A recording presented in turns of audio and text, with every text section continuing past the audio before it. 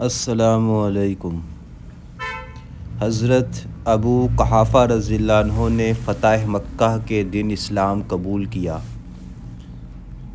سیدنا ابو بکر رضی اللہ عنہ اپنے والد کو خود لے کر سیدنا نبی کریم محمد صلی اللہ علیہ وسلم کی خدمت میں حاضر ہوئے۔ نبی کریم سیدنا محمد صلی اللہ علیہ وسلم نے جب آپ رضی اللہ عنہ کو دیکھا تو سیدنا ابو بکر صدیق رضی اللہ عنہ سے فرمایا کہ تم انہیں گھر میں ہی رہنے دیتے، آپ صلی اللہ علیہ وسلم خود وہاں چلے جاتے۔ پھر نبی کریم سیدنا محمد صلی اللہ علیہ وسلم نے ابو قحافہ رضی اللہ عنہ کو سینے سے لگایا اور کلمہ پڑھا کر مسلمان کیا۔ روایات میں آتا ہے کہ سیدنا ابو بکر صدیق رضی اللہ عنہ نے نبی کریم سیدنا محمد صلی اللہ علیہ وسلم سے اپنے والد بزرگوار کے اسلام قبول کرنے کے متعلق فرمایا کہ اس ذات کی قسم جس نے آپ صلی اللہ علیہ وسلم کو نبی برحق بنا کر بھیجا ہے، آپ رضی اللہ عنہ کو اپنے والد کے اسلام قبول کرنے سے زیادہ خوشی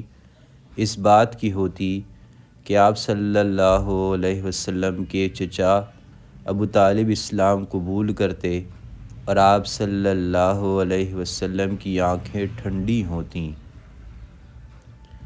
نبی کریم سیدنا محمد صلی اللہ علیہ وسلم نے فرمایا کہ اے ابو بکر، آپ نے سچ کہا۔ روایات میں آتا ہے سیدنا ابو بکر صدیق رضی اللہ عنہ نے جب اسلام قبول کیا تو آپ رضی اللہ عنہ جب بھی کسی کمزور غلام کو دیکھتے جو اپنے مالک کے ظلم و ستم برداشت کر رہا ہوتا تو آپ رضی اللہ عنہ اس کو خرید کر آزاد فرما دیتے۔ حضرت ابو قحافہ رضی اللہ عنہ جو مسلمان نہ ہوئے تھے، انہوں نے آپ رضی اللہ عنہ سے کہا کہ اگر تم نے غلام آزاد کرنے ہیں تو طاقتور اور توانا غلام آزاد کرواؤ، تاکہ اگر کبھی تم مشکل میں ہو تو وہ تمہارے کام آ سکیں۔ آپ رضی اللہ عنہ نے بزرگوار سے فرمایا کہ میں انسانوں سے نہیں، اللہ تعالیٰ سے جزا کا طالب ہوں۔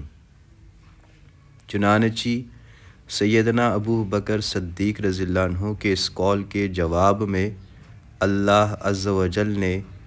نبی کریم سیدنا محمد صلی اللہ علیہ وسلم کی جانب وحی نازل فرمائی کہ جو اللہ کی راہ میں دے، تقویٰ کی روش اختیار کرے اور بھلی چیزوں کی تصدیق کرے، اللہ اس کے لیے نیکی کرنا آسان کر دیتے ہیں۔ روایات میں آتا ہے جب نبی کریم سرکار دو عالم صلی اللہ علیہ وسلم کا وصال ہوا، اس وقت حضرت ابو قحافہ رضی اللہ عنہ مکہ مکرمہ میں موجود تھے، اور اہل مکہ کو جب نبی کریم سیدنا محمد صلی اللہ علیہ وسلم کے وصال کی خبر ہوئی تو ان سب پر سکتہ طاری ہو گیا۔ آپ ابو قحافہ رضی اللہ عنہ کو جب نبی کریم سیدنا محمد صلی اللہ علیہ وسلم کی وصال کی خبر ہوئی تو آپ رضی اللہ عنہ نے کہا کہ امت پر ایک بھاری مصیبت آن پڑی ہے۔ پھر آپ نے پوچھا کہ اب امت کا معاملہ کس کے سپرد ہے؟ لوگوں نے بتایا کہ اب آپ رضی اللہ عنہ کے فرزند ارجمند سیدنا ابو بکر صدیق رضی اللہ عنہ کو خلیفہ مقرر کیا گیا ہے۔ آپ رضی اللہ عنہ کے والد ابو قحافہ نے کہا کہ کیا بنو مغیرہ اور بنو عبد مناف ان سے راضی ہیں؟ لوگوں نے کہا کہ وہ راضی ہیں۔ آپ رضی اللہ عنہ نے کہا کہ جب اللہ کسی چیز کا ارادہ کرے تو اسے کوئی نہیں روک سکتا، اور جب اللہ کسی چیز کو روک دے تو پھر اسے کوئی نہیں دے سکتا۔ حضرت ابو قحافہ رضی اللہ عنہ اپنے فرزند سیدنا ابو بکر صدیق رضی اللہ عنہ کی خلافت کے زمانے میں بھی مکہ مکرمہ میں ہی مقیم رہے، اور پھر آپ رضی اللہ عنہ کو اپنے بیٹے سیدنا ابو بکر صدیق رضی اللہ عنہ کے وصال کا بھی ناگہانی صدمہ برداشت کرنا پڑا،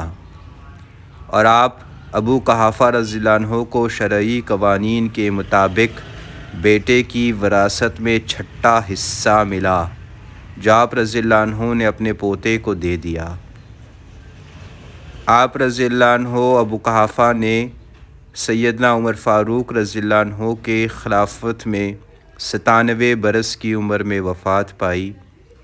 ابو قحافہ رضی اللہ عنہ کو جنت معلیٰ میں مدفون کیا گیا۔